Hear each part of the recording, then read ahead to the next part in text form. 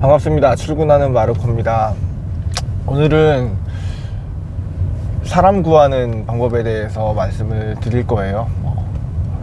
레스토랑이나 카페나 베이커리나 주로 저는 이쪽에 관련돼서 말씀을 드리는데, 오너가 현직에서 일을 하던 사람이 하는 거면은 사실 크게 그 관련 경력자라든가 기술자를 구하는데 어려움은 없을 거라고 봅니다. 예를 들어서 내가 요리사고 내가 빵을 만드는 베이커로 큰 경력이 있는 사람이었는데, 운영을 하면서 필요한 매니저라든가 부장, 과장급, 그래도 꽤 책임질 수 있는 범위가 넓거나 권한을 많이 줄 만한 사람들, 관리자급으로 사람을 구하실 때는 내가 현직에서 일을 하던 사람이면 크게 문제가 없어요. 왜냐면 내가 돌아가는 시스템을 모두 다 알고 있기 때문에 내가 작업 지시를 명확하게 할 수 있거든요. 예를 들어서 바리스타, 로스터 업무를 꾸준히 하던 사장님이라든가, 칵테일 바에서 바텐더로 현업을 일을 하시다가 오너 바텐더가 되거나, 요리사라서 내가 셰프를 하거나 이러신다면 내가 일을 알고 사람을 다 볼 줄 알고, 그리고 아는 사람으로도 다른 사람들을 추천을 받아서 할 수 있거나 하기 때문에 문제가 없는데, 갑자기 창업을 하시거나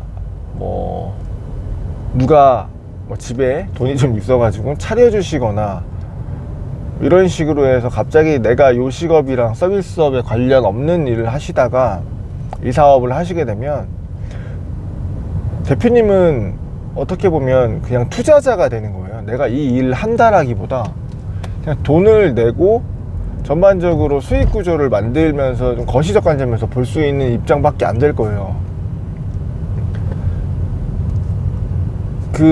내가 할 수 있는 그 업장을 운영하는, 내가 요리하는 음식점을 하고 싶으면 그 음식점에서 키맨은 요리사가 될 거고, 셰프. 빵집을 크게 차릴 건데 그 빵집을 운영하는 데 있어서 가장 필요하고 중요한 사람은 그 빵을 만드는 헤드일 겁니다. 근데 안타까운 건 이렇게 크게 멋지게 회사를 만들어 놓고 채용한 사람을 내가 원하는 퀄리티대로 움직이거나 작업 지시를 하기가 어렵다는 거예요. 왜냐면 이 업에 대해서 아무것도 모르는 오너들이 대부분 창업을 하니까 빵 잘 만드는 사람, 음료 잘 만드는 사람, 카페에서 매니저였던 사람, 이런 요리사, 이런 사람들을 경력을 보고, 만약에 컨설턴트가 낀다면 그 컨설턴트가 면접을 보고 사람을 뽑아주거나 같이 보거나 하고, 그게 아니라면 사장님도 개인적으로 면접을 봐서 그 사람들의 얘기를 듣고 포트폴리오를 보고 사람을 뽑을 거란 말이에요.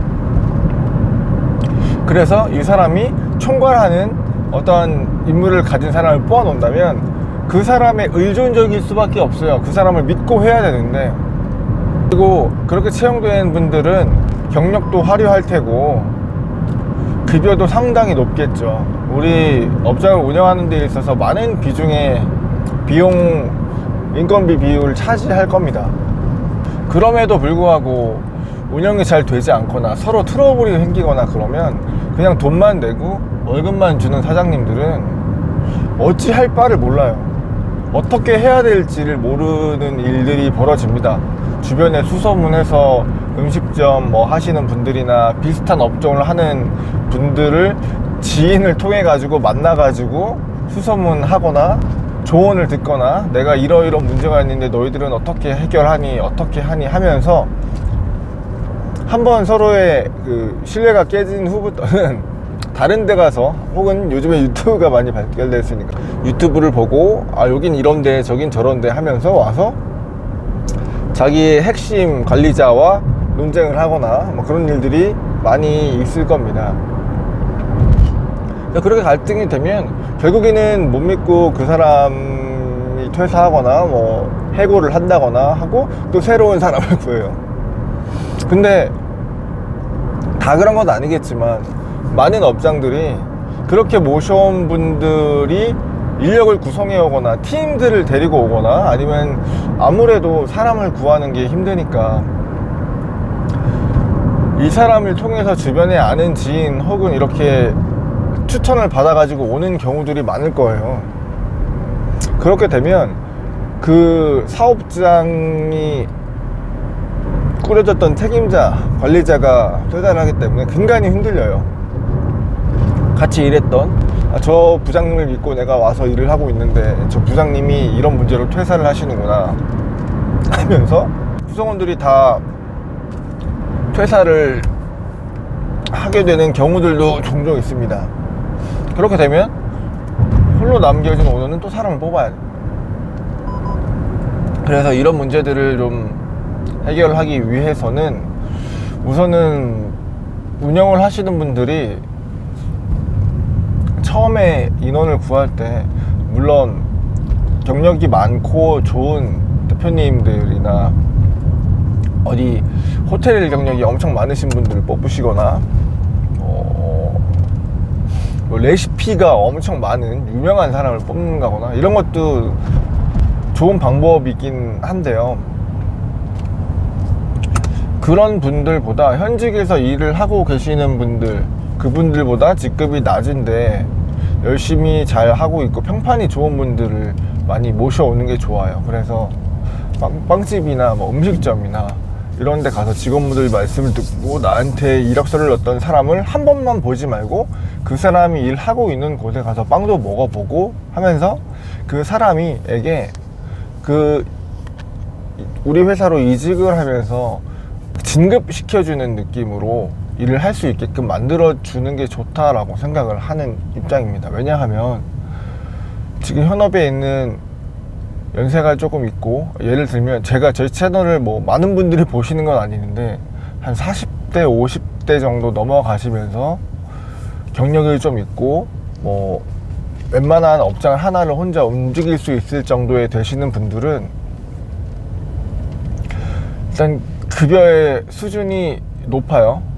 본인이 높으면 같이 근로를 하고 있는 사람들이나 아니면 어디서 스카우트 해올 때 그 수준에 맞는 사람들로 일단 채용이 될 거고요. 뭐 구성이 되게끔 생각을 할 거고요. 그리고 과거에 그 관리자들의 가치가 높았던 건 정보의 비대칭 때문에 그렇다라고 생각을 해요.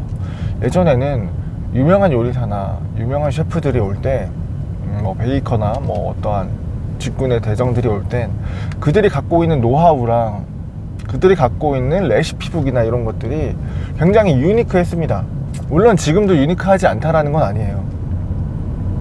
그래서 그렇게 가지고 오는 그 모든 총체적인 것들에 대한 정보가 공유되어 있지 않아서 무언가를 하려면 굉장히 큰 대가를 치르고 모셔오거나 했어야 됐어요. 예를 들면 이런 거죠. 무슨 유명한 낙지집이 있는데 그 낙지볶음집의 볶음 레시피를 받기 위해서 2천만원 3천만원 주고 사람이 가서 돈을 주고 레시피를 배우고 좀 배워오는 것 같은 그런 것 같은 느낌인데, 그러다 보니까 사람 자체가 인건비 자체가 높게 책정되는데 이게 엄청 신중해야 되는 일이거든요. 물론 카페나 뭐 요리 음식점을 만드실 때 내가 기술이 없어서 사람을 고용해 가지고 쓰는 거지만 내가 고용할 사람들의 인건비의 범위 같은 거, 이 회사로 만들어낼 수 있는 수익을 좀 시뮬레이션을 돌리고 내가 쓸 수 있는 인건비의 비용, 그러면 이 사람을 쓰므로써 뭐 2명, 3명을 못 쓸 수도 있는 거잖아요.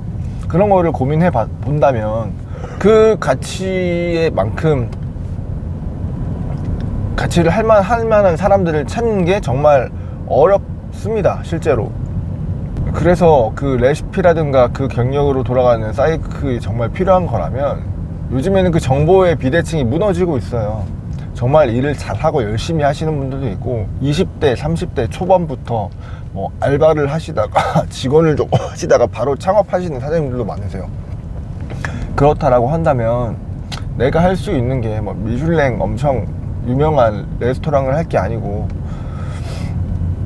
교외에 큰 음식점이나 어떤 아이디어가 있으면은 거기에 더 열정적이고 흥미를 가지고 있으시는 분들에게 더 높은 그들이 받을 수 있는 지금 현 시점의 대우보다 더 좋은 대우를 해서 이분들과 같이 성장을 하는 게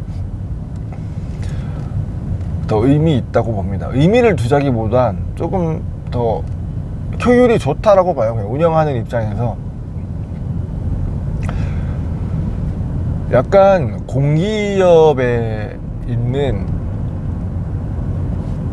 큰 임직원 같은, 뭐 뉴스에 나오는 성과가 좋지 않은데 많은 대우를 받으면서 일은 많이 하지 않는 그런 직군의 사람들이 있어요. 그렇게 될 수밖에 없고, 사실. 그런데 그런 분들이 매장에 오면은 사실 대표님이 가져갈 수 있는 돈은 그 사람이 다 가져간다고 보시면 될 겁니다. 창업주들이 가져갈 돈은. 그래서 그 역할을 투자하는 투자자나 창업주, 사업주가 해야 되는 거고, 거기에 들어갈 만한 사람들은 그렇게 완전 고스펙의 인원들보다 지금은 그들보다 더 열심히 하는 사람들이 충분히 있고, 그들이 가지고 있는 정보를 쉽게 접해서 창의적으로 잘 운영하시는 젊은 분들이 많기 때문에 그런 분들을 많이 만나 보셔서 그분들에게 새로운 도전을 해볼 수 있는 기회를 주는 것이 매장 운영하시는데 효율적입니다. 그리고 연세가 많으신 분들이면 분들일수록 우리나라 전체 평균 임금이 40대부터 임금 피크를 찍고요, 50대부터 떨어집니다. 30대, 40대, 50대. 근데 대부분 이 직군으로 오시는 분들, 그런 경력이 높으신 분들은, 인건비가 많이 높으신 분들은 40대에서 50대라서 이 사람의 생애에서 가장 많은 임금을 필요로 하는 시기예요. 돈을 많이 벌고 못 벌고를 중요하지 않으신 분도 있는데, 대부분 많은 수가 가정을 꾸리고 가장으로 있는 부분이기 때문에 그 부분을 우리가 협상을 하거나 임금 협의하기가 어려워요. 근데 그 키는 기술을 가지고 있는 분들이 갖고 계시기 때문에 전혀 기술 없이 매장을 하나 오픈하시려고 하시는 사장님들이 협상 자체가 잘 안 될 가능성이 큽니다. 그래서 많은 분들, 그리고 그들이 내가 같이 일하고 싶은 사람들의 매장에 가서 경험을 해보시고 평판도 들어보시면서, 이분을 우리 회사로 데리고 와서 더 좋은 대우를 해서 이분을 헤드 셰프나 헤드 파티시에, 헤드 바리스타로 만드는 게 좋겠다 라고 하시는 게 운영하는 측면, 그리고 회사의 재정적 측면에서도 더 좋다고 보니까 이렇게 시간을 할애해서라도 고민을 해보셨으면 좋겠습니다.